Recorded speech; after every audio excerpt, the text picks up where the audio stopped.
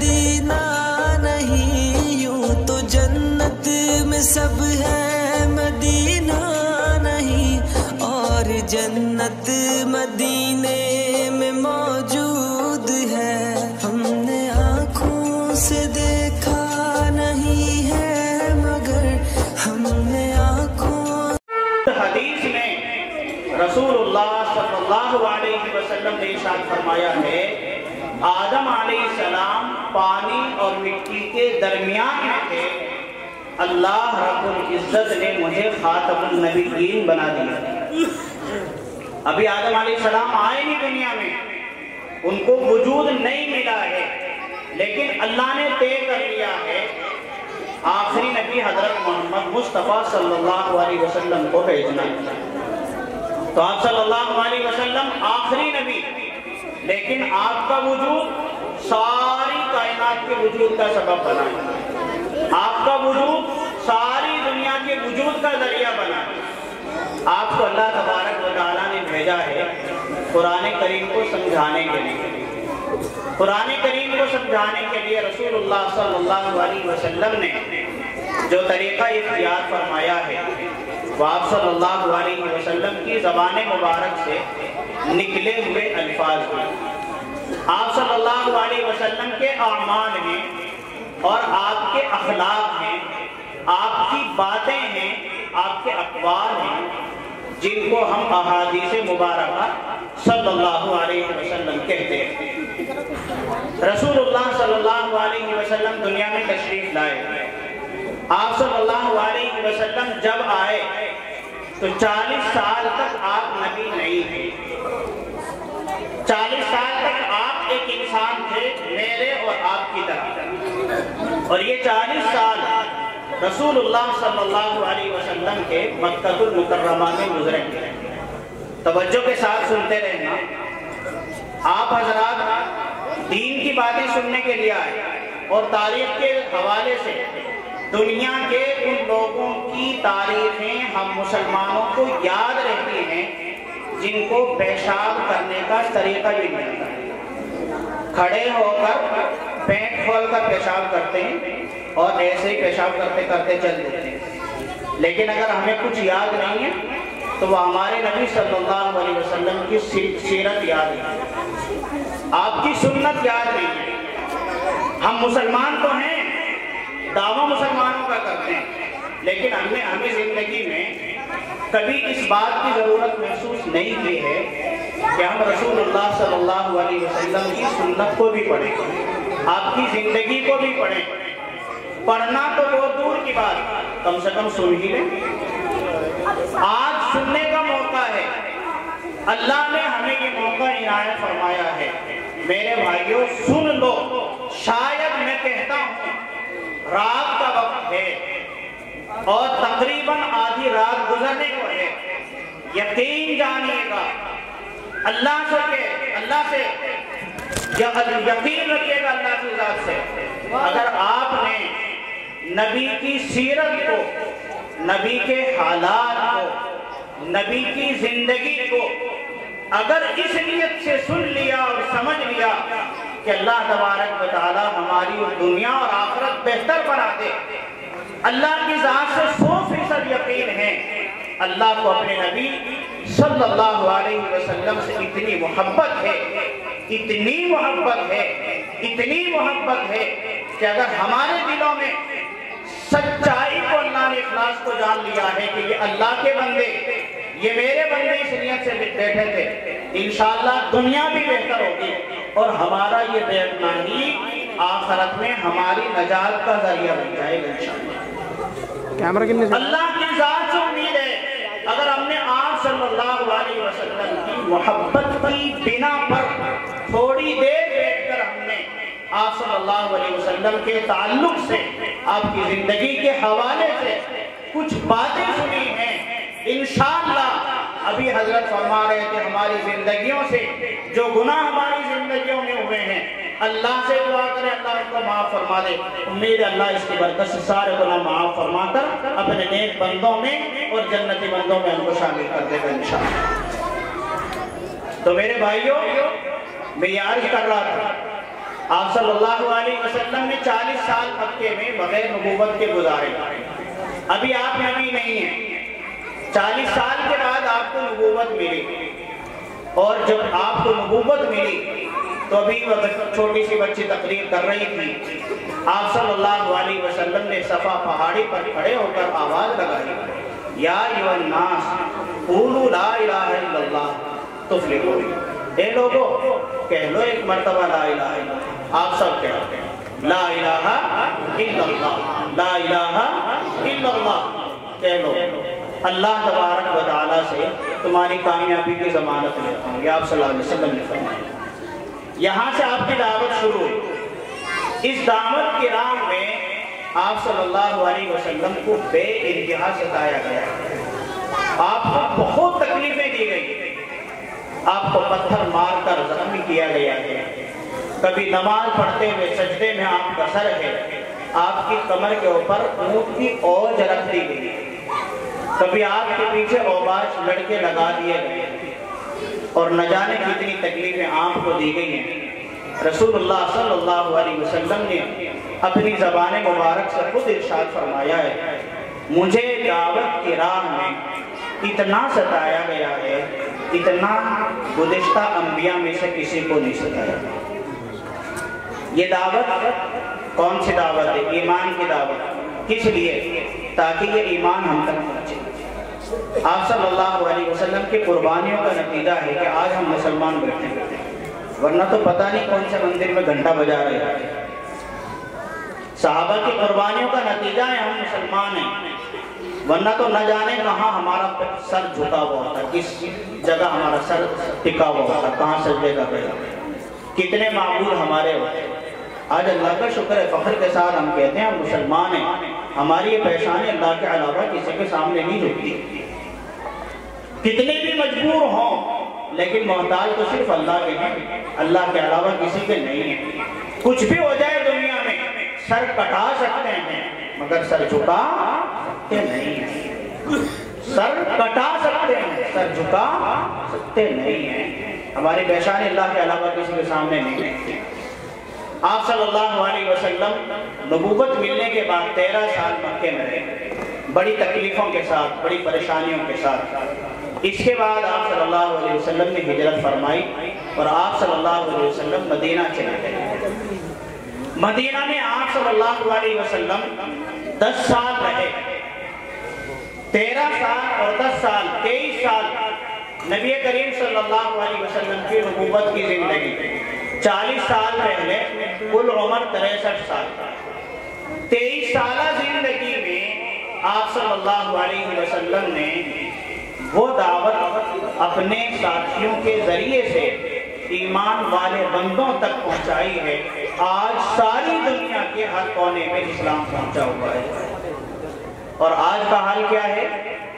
آج مسلمانوں کی تعداد بے شمار، لاکھوں کروڑوں نہیں اربوں میں مسلمان ہیں، لیکن پھر بھی حالات مسلمانوں کے بہت خراب ہیں. مسلمان چاروں طرف سے مسائل میں گھرا ہوا ہے، مشکلات میں پھنسا ہوا ہے، تکلیفوں کا شکار ہے. ایسا نہیں تکلیفیں کسی اور دور میں نہیں آئی ہیں، تکلیفیں ہر دور میں آئی ہیں، عذاب ہر دور میں آیا ہے. لیکن تکلیفیں وہاں ایمان کی دعوت دینے کے لیے آئی ہیں، یہاں تکلیفیں گھر بیٹھ کر بھی آئی ہیں.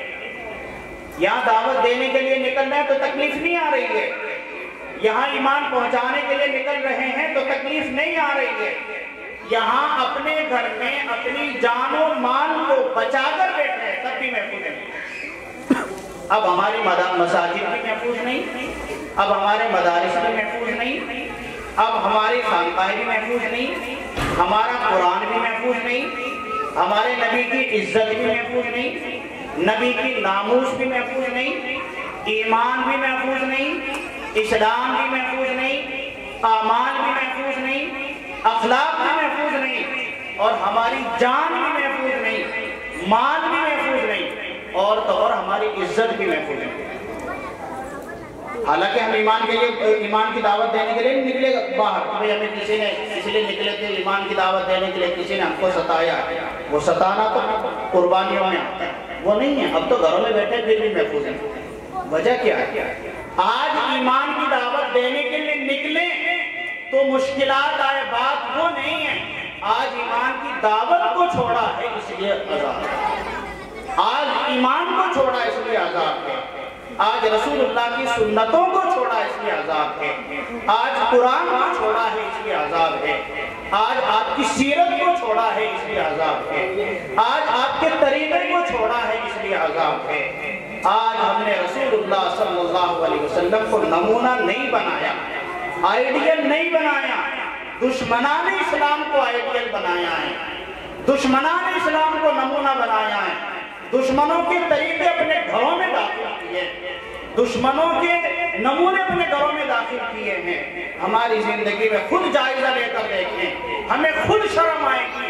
کہیں اگر ہم چلے جائیں تو ہم اپنے آپ کو مسلمان نہیں کہہ سکتے، نہ شکل سے، نہ لباس سے، نہ اعمال سے، نہ اخلاق سے، کسی بھی چیز سے. اس لیے آزاد ہے. ایک چھوٹا سا واقعہ سناؤں گا جس سے آپ سمجھیں گے. ہم نے تو پوری سیرت کا جنازہ نکالا ہے، رسول اللہ صلی اللہ علیہ وسلم کی پوری سیرت کا جنازہ نکالا ہے، تمام سنتوں کا جنازہ نکالا ہے. ہم نے تو قرآن کو بالکل ٹھکرایا ہے، اللہ کے احکام کو بالکل ٹھکرایا ہے. میرے بھائیوں، اگر رسول اللہ صلی اللہ علیہ وسلم کی معمولی سی بھی نافرمانی، معمولی سی نافرمانی، اور حقیقت میں وہ نافرمانی نہ ہو، بظاہر نافرمانی، اللہ تبارک و تعالی آپ صلی اللہ علیہ وسلم کی معمولی سی بھی نافرمانی برداشت نہیں کرتے اور پھر عذاب کسی سے بھی دلوا سکتے. سن 3 ہجری میں غزوہ احد پیش آیا. غزوہ احد کا نام سب نے سنا ہے حضرات مسلمان. مدینے میں آپ صلی اللہ علیہ وسلم جب ہجرت فرما کر تشریف لے گئے تو 3 ہجری میں یعنی تیسرے سال آپ صلی اللہ علیہ وسلم کی زندگی کو ہجرت کے تیسرے سال ایک جنگ پیش آئی ہے جس کو غزوہ احد کہتے ہیں. توجہ سے سنتے رہنا. احد ایک پہاڑ ہے مدینے سے تھوڑے سے فاصلے پر، نام ہے پہاڑ کا احد. یہاں یہ جنگ ہوئی تھی اس لیے اس کو غزوہ احد کہتے ہیں. غزوہ کے معنی جنگ کیا؟ رسول اللہ صلی اللہ علیہ وسلم کے ساتھ مسلمانوں کی تعداد 1000. مکے کے مشرکین جو آپ کے مقابلے پر آئے ہیں قریش مکہ، ان کی تعداد 3000. جب میدان جنگ میں پہنچ گئے تو ایک منافقوں کا سردار تھا مدینے میں جس کا نام تھا عبداللہ بن ابی، رئیس المنافقین، منافقوں کا سردار کہتے تھے. منافق اس کو کہتے ہیں، سمجھ لو اس بات کو. منافق اس کو کہتے ہیں جو دل سے تو کافر ہو، مومن نہ ہو، اور اپنی زبان سے اپنے آپ کو مسلمان ظاہر کرے. آج ہم سب مسلمانوں کا، اکثر مسلمانوں کا یہی حال ہے، اکثر مسلمانوں کا یہی حال ہے. ہم زبان سے تو ہمارے نام مسلمانوں کے ہیں، دعویٰ بھی ہم مسلمانوں کا کرتے ہیں. اگر کوئی ہم سے پوچھے تم کون ہو تو کہیں گے مسلمان ہیں، لیکن دل ہمارا اگر اذان ہوگی تو نماز کے لیے نہیں آتے. مؤذن اللہ کا مراد پکار رہا ہے، اللہ اکبر اللہ اکبر. اگر ہم موبائل دیکھ رہے ہیں تو دیکھ رہے ہیں، گانے سن رہے ہیں تو سن رہے ہیں، سو رہے ہیں تو سو رہے ہیں، باتیں کر رہے ہیں تو کر رہے ہیں. یہی تو ہے نفاق. اگر ہمارے دل میں احساس پیدا نہیں ہوتا، تڑپ پیدا نہیں ہوتی، یہی نفاق ہے. ایک بہت بڑے عالم گزرے ہیں، حضرت علامہ ابو الحسن علی میاں ندوی رحمہ اللہ تعالی. انہوں نے فرمایا ہے آج کے 80% مسلمان دہریے ہیں. دہریہ کس کو کہتے ہیں؟ دہریہ اس کو کہتے ہیں جس کا کوئی دین دھرم نہیں ہوتا، جس کا کوئی مذہب نہیں ہوتا. مسلمانوں کے حالات سے جب کوئی اندازہ ہی نہیں لگا سکتا. اگر 100 مسلمانوں، 100 مسلمانوں 5-4 کے بارے میں ہم کہہ سکتے ہیں ان کی پہچان سے ہم مسلمان ہیں، ورنہ زیادہ تر کے بارے میں پتہ ہی نہیں چلتا مسلمان بھی ہیں. 80% دہری ہیں، 80% دہری ہیں. 12 منافقوں کا سردار تھا رئیس المنافقین عبداللہ بن ابی بن سلول. حضور صلی اللہ علیہ وسلم کے ساتھ 1000 مسلمان 300 کو واپس لے آئے، 700 بیکا کر پھسلا کر واپس لے گئے 700 لے گئے۔ رسول اللہ صلی اللہ علیہ وسلم نے ان 700 مسلمانوں کی ایک کامیاب ماہر سپہ سالار کی طرح ترتیب کی۔ آپ نے کچھ دائیں طرف کھڑے کیے، کچھ بائیں طرف کھڑے کیے، کچھ سامنے کھڑے کیے۔ مقابلے پر 3000 مسلمانوں کی تعداد صرف 700۔ احد پہاڑ کے برابر میں ایک اور چھوٹی پہاڑی تھی جس کو جبل عینین کہتے تھے، جبل عینین۔ آپ صلی اللہ علیہ وسلم نے اس پہاڑی کے اوپر 50 تیر انداز، تیر چلانے میں ماہر تھے، وہ لوگ آپ نے وہاں مقرر فرما دیے۔ اس پہاڑی کے پیچھے سے خطرہ تھا کہ کہیں دشمن اسلام ادھر سے چھپ کر مسلمانوں کے اوپر اچانک حملہ نہ کرے۔ آپ نے وہاں 50 آدمیوں کو مقرر کر دیا۔ کیا فرمایا؟ توجہ سے سمجھنا۔ آپ نے فرمایا دیکھو تم چاہے تو یہ منظر دیکھو کہ ہم سب شہید کر دیے گئے، لاشیں ہماری میدان میں بکھری پڑی ہیں اور پرندے ہماری لاشوں کو نوچ نوچ کر کھا رہے ہیں، یہ پہاڑی نہیں چھوڑی۔ یہ فرمایا آپ نے۔ دوسری بات، چاہے تم یہ دیکھو کہ اللہ نے ہمیں کامیابی عطا فرما دی، فتح عطا فرما دی ہے اور ہم میدان میں فتح کا جشن منا رہے ہیں، تب بھی تم یہ پہاڑی نہیں چھوڑنا۔ جب تک میں نہ کہہ دوں، جب تک میں نہ کہہ دوں آ جاؤ، اس وقت تک پہاڑی سے نہیں ہٹنا۔ جنگ شروع ہوئی، لمبا واقعہ ہے۔ جنگ مسلمانوں کے ہار میں آتی، مسلمانوں کو اللہ نے کامیابی عطا فرما دی۔ مسلمانوں کی تعداد صرف 700، مقابل مشرکین 3000، لیکن مسلمانوں کو اللہ نے کامیابی عطا فرما دی۔ مسلمانوں کو جیسے ہی کامیابی ملی، حضرت انس رضی اللہ تعالیٰ عنہ فرماتے ہیں کہ مسلمانوں کا مشرکین کے اوپر اتنا زبردست رعب بیٹھا کہ مشرکین اپنا میدان چھوڑ کر بھاگ گئے، اور ان کے ساتھ عورتیں بھی تھیں۔ عورتوں کو وہ اس لیے لے کر آتے تھے تاکہ عورتیں ان کو غیرت دلائیں، تو تم کیوں بھاگ رہے ہو؟ ان کو غیرت دلائیں، آر دلائیں، شرم دلائیں۔ مگر منظر یہ تھا، عورتیں اپنی پنڈلیوں سے پائنچے اوپر اٹھا کر بھاگ رہی تھی، جس کا مطلب یہ تھا ہماری عزت بچاؤ۔ وہ جو 50 تیر انداز پہاڑی کے اوپر مقرر تھے، انہوں نے دیکھا کہ مسلمانوں کو میدان ہاتھ میں آ گیا، کامیابی حاصل ہو گئی، فتح حاصل ہو گئی۔ رسول اللہ صلی اللہ علیہ وسلم کا مقصد تو یہی تھا کہ ہم کامیاب ہو جائیں، اللہ نے ہمیں کامیابی دے دی۔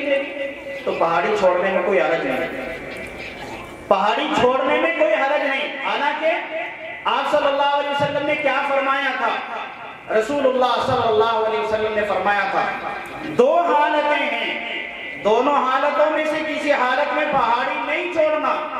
چاہے تو تم یہ دیکھو ہم سب شہید ہو گئے، لاشیں ہماری بکھری پڑی ہیں، پرندے جانور ہماری لاشوں کو کھا رہے ہیں، تب بھی نہیں چھوڑنا۔ چاہے تم یہ دیکھو کہ میدان پر ہم نے قابو پا لیا ہے، ہمیں کامیابی حاصل ہو گئی ہے اور ہم فتح کا جشن منا رہے ہیں، تب بھی پہاڑی نہیں چھوڑنا۔ آپ کا حکم یہ تھا، لیکن مسلمانوں نے یہ سمجھا کہ آپ صلی اللہ علیہ وسلم کے حکم کا مقصد تو بس کامیابی ہی کامیابی حاصل ہو گئی ہے، اس لیے کیوں نہ پہاڑی چھوڑ کر چلے۔ ان کے امیر تھے حضرت عبداللہ بن زبیر رضی اللہ تعالیٰ عنہ، انہوں نے ان کو منع کیا۔ جو 50 آدمی اوپر مقرر تھے پہاڑی کے اوپر، انہوں نے منع کیا نہیں چھوڑ کر نہیں جانا، مگر تقریباً 40 یا 41 آدمی وہ پہاڑی چھوڑ کر نیچے آ گئے، اوپر رہ گئے 9 یا 10 آدمی۔ پہاڑی کے پیچھے ایک بہت مشہور نام ہے، وہ بھی صحابہ میں، حضرت خالد بن ولید رضی اللہ تعالیٰ عنہ۔ اب تو رضی اللہ تعالیٰ عنہ اس وقت تک نہیں تھے، اس وقت تک مسلمان نہیں تھے۔ مدینے میں ایک اور منافق تھا جس کو کہتے تھے ابو عامر فاسق، یہ بھی رسول اللہ صلی اللہ علیہ وسلم کا سخت دشمن تھا۔ 200 فوجیوں کو لے کر خالد بن ولید پہاڑی کے پیچھے چھپے ہوئے، موقع کی تلاش میں۔ جب انہوں نے دیکھا یہ 50 تیر انداز جو پہاڑی کے اوپر تھے، ان میں سے 40 سے 43 آدمی تو چھٹ گئے، وہ جھٹ سے پہاڑی کے اوپر چڑھے، پہلے ان 9 یا 10 آدمیوں کو شہید کیا، اور پھر اچانک مسلمان جو فتح کا جشن منا رہے تھے، مالے بنے کو لوٹ رہے تھے، یہ 200 آدمی اچانک مرکز لشکر پر آگے میدان میں کود پڑے۔ جیسے ہی انہوں نے اچانک حملہ بولا، مسلمانوں کے ہوش خراب ہو گئے، بھاگ کھڑے ہوئے، حواس باختہ ہو گئے، پہاڑیوں میں کوئی اس طرف بھاگ رہا ہے، کوئی کس طرف بھاگ رہا ہے، اور اس موقع پر تقریباً 30 آدمیوں نے، جن میں ایک نام ہے بہت مشہور عبداللہ بن امیہ، اس نے رسول اللہ صلی اللہ علیہ وسلم کے سر پر 3 مرتبہ تلوار ماری۔ آپ کے سر پر لوہے کا ٹوپ، لوہے کا خوف کہتے تھے جس کو 3 مرتبہ ماری ہے، چوٹ تو لگی مگر وہ کامیاب نہیں ہوئی۔ ایک نام ہے عبداللہ بن شہاب، اس نے پھینک کر پتھر مارا، آپ کی پیشانی میں لگا، خون کا فوارہ بہہ کر نکلا۔ ایک اور نام ہے عتبہ بن ابی وقاص، اس ظالم نے پتھر پھینک کر مارا، آپ کے سامنے کے 2 دانتوں پر لگا، شہید ہو گئے، اور آپ کو قتل کرنے میں، آپ کو شہید کرنے میں کوئی کسر نہیں چھوڑی۔ اسی موقع پر ایک صحابی تھے حضرت مصعب بن عمیر رضی اللہ تعالیٰ عنہ، ان کی شکل ملتی تھی رسول اللہ صلی اللہ علیہ وسلم سے، کسی دشمن نے ان کو شہید کر دیا، اور اس نے یہ سمجھا کہ میں نے حضور صلی اللہ علیہ وسلم کو شہید کر دیا۔ اس نے آواز لگا، یہ لوگوں، میں نے محمد کو قتل کر دیا، اور حضور صلی اللہ علیہ وسلم کے پاس سے سارے مسلمان چھٹ گئے، 7 یا 9 آدمی رہ گئے، باقی سب چلے گئے، 700 میں سے 7 یا 9 آدمی رہ گئے۔ رسول اللہ صلی اللہ علیہ وسلم آگے بڑھتے جا رہے ہیں۔ ایک روایت میں شیطان نے آواز لگائی، لوگوں محمد قتل کر دیے گئے۔ شیطان کی آواز مدینے تک پہنچی ہے، اور جو مسلمان نئے مسلمان ہوئے تھے، آج کا حال بھی یہی، جو نئے مسلمان ہوئے تھے، اگر ہمارے ساتھ اس طرح کے حالات پیش آ جائیں تو کیا منظر ہوگا؟ ان مسلمانوں کے دلوں میں یہ خیالات آنے لگے کہ اب جب محمد ہی نہیں رہے تو تم مسلمان رہ کر کیا کرو گے؟ چلو مدینے کا جو سردار ہے رئیس المنافقین عبداللہ بن ابی، اس کے پاس چلتے ہیں تاکہ وہ کفار مکہ کے سردار سفیان، ابو سفیان سے ہمارے لیے پناہ طلب کر لے، امان طلب کر لے۔ مرتد ہونے کا ارادہ کر لیا، لیکن رسول اللہ صلی اللہ علیہ وسلم بڑھتے چلے جا رہے ہیں، اور آپ فرماتے تھے مسلمانوں کہاں بھاگے جا رہے ہیں؟ میں محمد یہاں بھی موجود ہوں، زندہ ہوں۔ یہاں ایک صحابی کے حضرت انس بن نضر رضی اللہ تعالیٰ عنہ، انہوں نے اس حواس باختگی کے عالم میں رسول اللہ صلی اللہ علیہ وسلم کو پہچان لیا، اور پہچان کر آواز لگائی، اے لوگو، اے مسلمانوں، کہاں بھاگے جا رہے ہیں؟ اللہ کے رسول یہاں زندہ ہیں، اور اگر رسول مر ہی گئے، قتل کر دیے گئے، شہید کر دیے گئے، تمہیں بھی شہید ہو جانا چاہیے، زندہ رہ کر کیا کریں؟ مسلمانوں نے یہ آواز دور تک سنی، مسلمانوں نے یہ آواز دور تک سنی، واپس پلٹ کر آنا شروع ہوئے، اور آہستہ آہستہ میدان میں جمع ہو گئے۔ آج تک کوئی اس بات کو حل نہیں کر سکا، وہ دشمنان اسلام جنہوں نے میدان کے اوپر فتح حاصل کرنے کے قابو پا لیا تھا، کون سی چیز ایسی ہے جس نے ان کو پیچھے ہٹنے پر مجبور کیا؟ سارے دشمنان اسلام، سارے مشرکین اب خود سے خود اپنے آپ میدان چھوڑ کر بھاگے، اور مسلمان میدان میں موجود۔ اس موقع پر ایک آیت نازل ہے جو میں نے خطبے میں پڑھی تھی شروع میں، وما محمد الا رسول قد خلت من قبلہ الرسل۔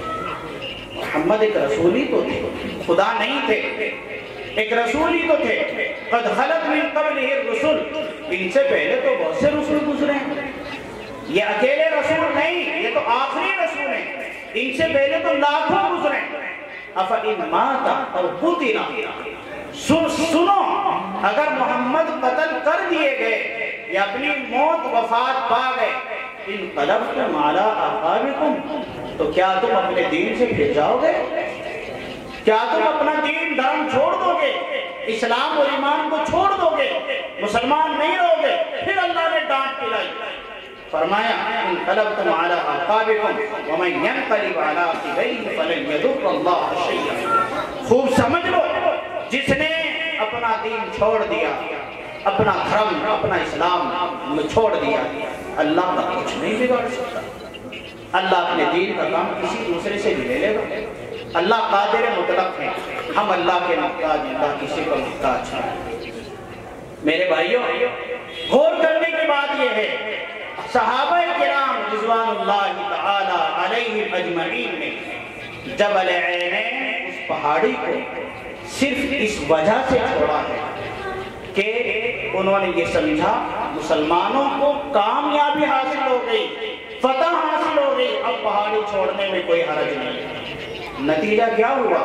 اللہ تبارک و تعالیٰ نے نبی کی معمولی سی نافرمانی کی سزا یہ دی ہے کہ دشمنوں نے میدان میں اچانک حملہ کیا، 70 صحابہ موقع پر ہی شہید ہو گئے۔ تو کیا اللہ کا عذاب نہیں آئے گا؟ ہم نے تو نبی کی پوری زندگی کو چھوڑ رکھا ہے، نبی کی سیرت کو چھوڑ رکھا ہے۔ آج جو حالات ہیں کیا ہم ذمہ دار نہیں ہیں؟ شکایت کس بات کی ہے؟ کیا اللہ تبارک و تعالیٰ 70 ماہوں سے زیادہ محبت کرنے والے نہیں ہیں؟ کیا ایسا ہے کہ پہلے تو اللہ 70 ماہوں سے زیادہ محبت کرتے تھے، آج اللہ کی محبت ختم ہو گئی ہے؟ میرے بھائیوں، ایسا نہیں ہے۔ اللہ کی محبت آج بھی ہے، جیسے پہلے تھی بالکل اسی طرح آج بھی ہے۔ آج بھی اللہ 70 ماہ سے زیادہ محبت کرتے ہیں، لیکن جو گناہ کرتا ہے، جو جرم کرتا ہے، اس کی سزا تو ملتی ہے۔ اور یاد رکھیں، ظہر الفساد فی البر والبحر بما کسبت ایدی الناس لیذیقہم بعض الذی عملوا لعلہم یرجعون۔ کیا فرمانے اللہ؟ بڑے عجیب بات، دنیا میں چاہے اس حصے میں جس میں ہم آباد ہیں پانی جہاں نہیں ہے، خشک حصے میں زمین ہے، یا اس حصے میں جس میں پانی بہتا ہے دریاؤں میں، جو بھی فتنہ ہوتا ہے، جو بھی فساد ہوتا ہے، جو بھی طغیانی حالات خراب ہوتے ہیں، جنگیں ہوتی ہیں، جھگڑے ہوتے ہیں، لوگ مرتے ہیں، بڑے مرتے ہیں، بچے مرتے ہیں، مرد مرتے ہیں، عورتیں مرتی ہیں، بما کسبت ایدی الناس، وہ ہمارے اعمال کا نتیجہ ہے۔ اللہ فرمانے، اور پھر کیا فرمانے؟ اللہ تبارک و تعالی دنیا میں جو حالات ہمارے اوپر آ رہے ہیں، جو عذاب آ رہا ہے، یہ ہمارے تمام گناہوں کی پوری سزا نہیں ہے، سارے گناہوں کی ساری سزا نہیں ہے۔ لِيُذِيقَهُمْ بَعْضَ الَّذِي عَمِلُوا لَعَلَّهُمْ يَرْجِعُونَ۔ گناہ تو ہمارے بہت ہیں، اللہ سزا معمولی سے گناہوں کی دیتے ہیں۔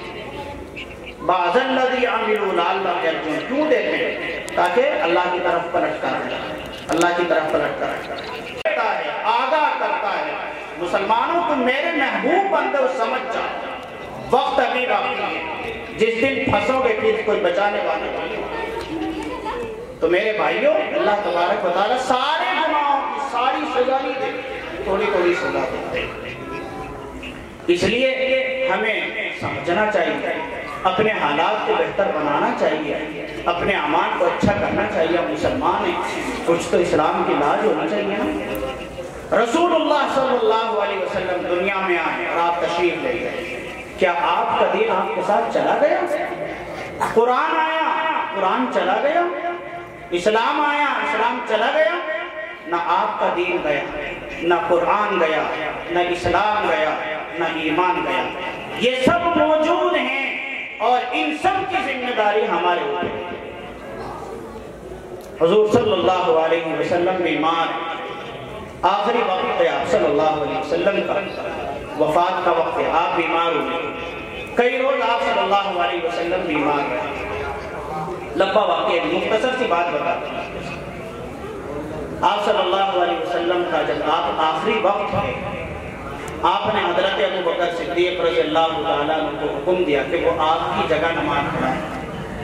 آپ مسجد نبوی میں نماز پڑھاتے تھے، اور جب آپ پر زیادہ بیماری کا غلبہ ہوا، مرض کا غلبہ ہوا، تو آپ بے ہوش بھی ہو جاتے تھے۔ جب ہوش آتا تھا تو معلوم کرتے تھے کیا نماز کا وقت ہو گیا؟ لوگ کہتے تھے یہ اللہ کے رسول ہو گیا۔ آپ فرماتے بلال کو حکم دو وہ اذان کہیں، ابو بکر کو حکم دو وہ نماز پڑھیں۔ حضرت بلال نے اذان دی، حضرت ابو بکر نے نماز پڑھائی۔ اس طرح چلتا رہا۔ ایک دن آپ صلی اللہ علیہ وسلم کی طبیعت بہت اچھی ہو گئی، بہت اچھی ہو گئی۔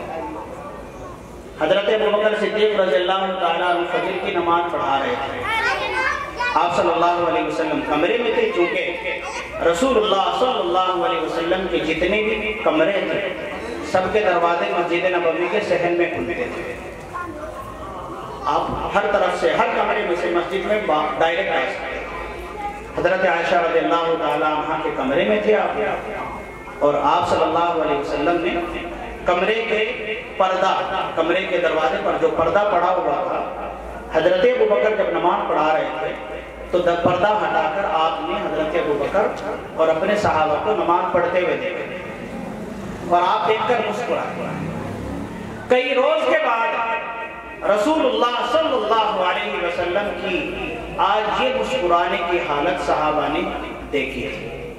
کئی روز سے آپ بیمار ہیں، غشی طاری ہوتی تھی، بے ہوشی طاری ہوتی تھی، آج آپ دیکھ کر مسکرائے تو صحابہ میں عجیب سی کیفیت طاری ہو گئی، خوشی کی کیفیت۔ قریب تھا کہ وہ نماز توڑ دے، آپ نے اشارہ سے فرمایا نماز جاری رکھی۔ حضرت ابوبکر صدیق رضی اللہ تعالیٰ عنہ نے نماز جاری رکھی، نماز مکمل ہو گئی۔ نماز مکمل ہونے کے بعد حضرت ابوبکر سیدھے حضور صلی اللہ علیہ وسلم کے کمرے میں تشریف لائے۔ دیکھا آج آپ کی حالت بہت اچھی ہے، آپ پہلے سے بہتر ہیں۔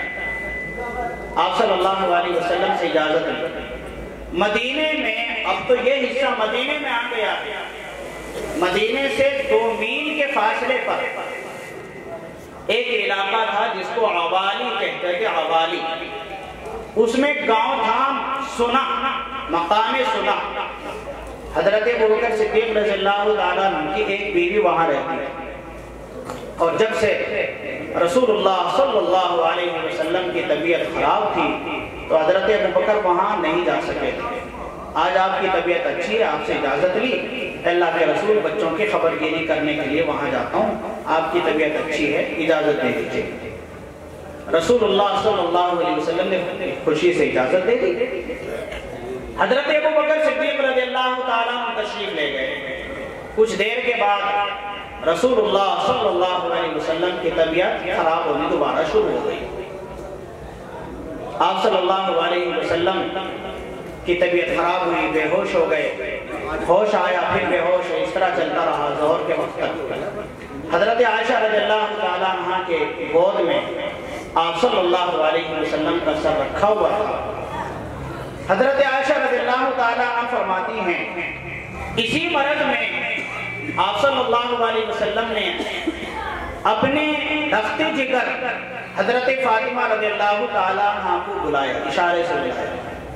وہ پاس آئی، ان کے کان میں چپکے سے آپ نے کچھ بات کی، وہ رونے لگے، پھر فرمایا کان ادھر کرو۔ انہوں نے کان پاس کیا، پھر آپ نے کچھ بات کی، وہ ہنسنے لگی۔ حضرت عائشہ رضی اللہ تعالیٰ عنہ نے معلوم کیا، فاطمہ بتا دو تمہارے ابا نے کیا کہا؟ کہنے لگے اپنے ابا کا راز فاش نہیں کروں۔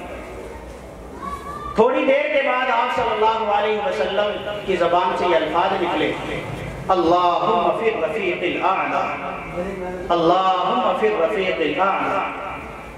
اے اللہ اب آپ سے ملنے کی چاہت، اللہ سے ملنے کی چاہت، اللہ آپ سے ملنے کی تمنا ہے۔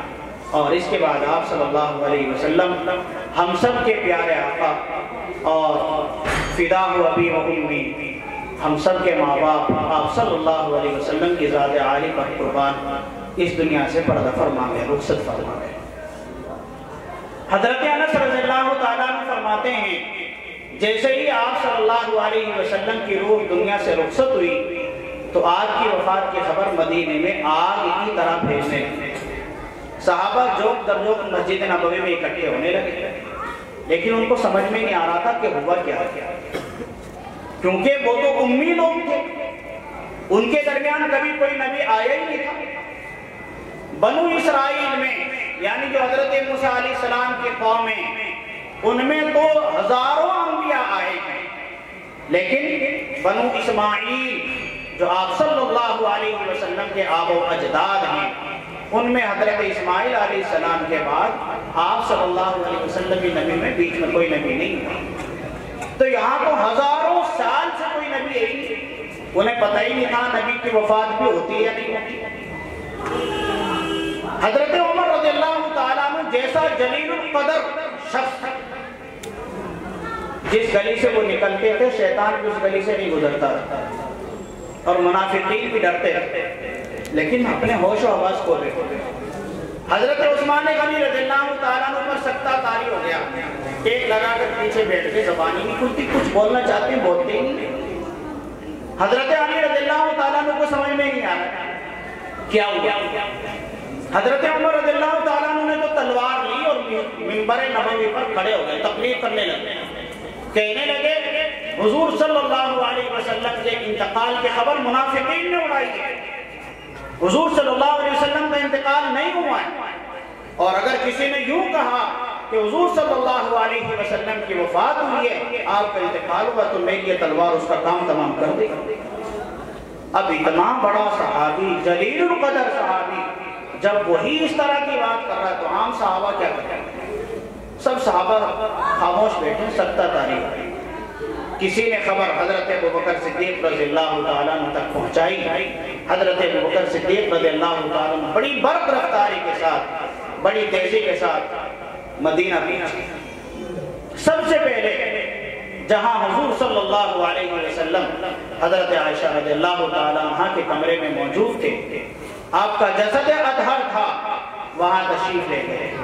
آپ صلی اللہ علیہ وسلم کی پیشانی کو چوما اور فرمایا واہ نبیہ واہ خلیلہ، ہائے میرا ہائے میرا جگری دوست. چلا گیا. آپ کو جو موت اللہ نے آپ کے مقدر میں لکھی تھی وہ موت اللہ دے چکا ہے، اس کا مزہ آپ نے چکھ لیا. اب اللہ آپ کو دوسری موت کا مزہ نہیں چکھتے. اس کے بعد مسجد نبوی میں تشریف لے گئے. وہاں دیکھا حضرت عمر رضی اللہ تعالیٰ عنہ کی تقریر جاری ہے، منبر پر کھڑے ہیں اور جذبے کے ساتھ تقریر فرما رہے ہیں. اگر کسی نے کہا حضور صلی اللہ علیہ وسلم کا انتقال ہو گیا، اپنی اس تلوار سے فوراً اس کی گردن اڑائی. حضرت ابوبکر نے فرمایا اور تقریر کرنے والوں بیٹھ جاؤ. نہیں بیٹھے حضرت عمر. فرمایا بیٹھ جاؤ، نہیں بیٹھے.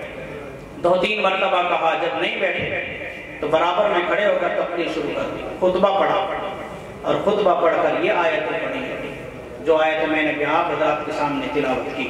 وما محمد الا رسول قد خلت من قبله الرسل افإن مات أو قتل انقلبتم على أعقابكم ومن ينقلب على عقبيه فلن يضر الله شيئا. اور دوسری آیت ہے انک میت وانہم. آپ کو موت آنی تھی، آ گئی ہے، اور ہم سب کو موت آنی ہے، ہم سب کو جانا ہے. وما محمد الا رسول، محمد بھی تو ایک رسول ہی تھے. فرمایا جو محمد کی عبادت کرتا تھا تو محمد تو دنیا سے جا چکا ہے. محمد خدا نہیں تھے، محمد ایک رسول تھے. اور جو خدا کی عبادت کرتا تھا، خدا آج بھی موجود ہے، خدا ہمیشہ موجود رہے گا، اور خدا کا دین بھی موجود رہے گا. جب حضرت ابوبکر صدیق رضی اللہ تعالیٰ عنہ نے یہ آیتیں تلاوت کی، سب صحابہ کی زبانوں پر یہ آیتیں جاری ہو گئی. سب پڑھ رہے ہیں وما محمد الا رسول قد خلت من قبله الرسل افإن مات أو قتل انقلبتم على أعقابكم ومن ينقلب على عقبيه فلن يضر الله شيئا وسيجزي الله الشاكرين. حضرت عمر کو بھی سمجھ میں آ گیا، تلوار ان کے ہاتھ سے گر گئی، نیچے بیٹھ کے چلے گئے. سب کو یقین ہو گیا رسول اللہ صلی اللہ علیہ وسلم اب ہمارے درمیان نہیں ہیں. زار و قطار سب رونے لگے، آنکھوں سے آنسو جاری ہو گئے. مدینے میں لوگ دہاڑے مار مار کر رو رہے تھے. حضرت انس رضی اللہ تعالیٰ عنہ فرماتے ہیں جس دن رسول اللہ صلی اللہ علیہ وسلم مدینے میں تشریف لائے تھے، مدینے کی ہر گلی جگمگا رہی تھی. اور جس دن آپ صلی اللہ علیہ وسلم دنیا سے رخصت ہو گئے، مدینے کی ہر گلی میں اندھیرا ہی اندھیرا تھا. میرے بھائیوں، آپ صلی اللہ علیہ وسلم دنیا سے تشریف لے گئے. اگر آپ صلی اللہ علیہ وسلم کی سیرت اور آپ کی محبت اور آپ کا طریقہ ہماری زندگیوں سے اور ہمارے دلوں سے بھی چلا گیا، ہمارے دل بھی تاریک اور اندھیرے میں تھے.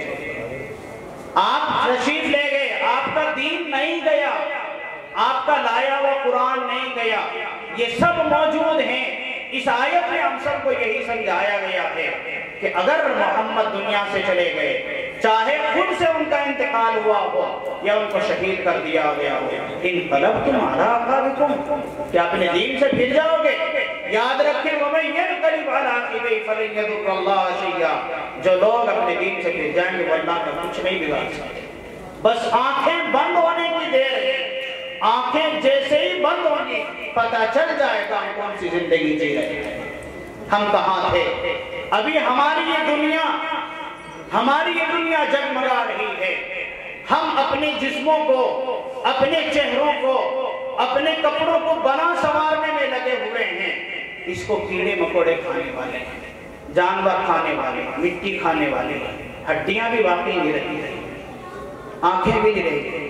یہ چہرہ جس کو ہم نبی کریم صلی اللہ علیہ وسلم کی سنت سے اجاڑ دیتے ہیں، یہ لباس ہمارا، یہ ہمارا حال، ہمارے اعمال، نمازیں کہاں، اخلاق کہاں، اعمال کہاں۔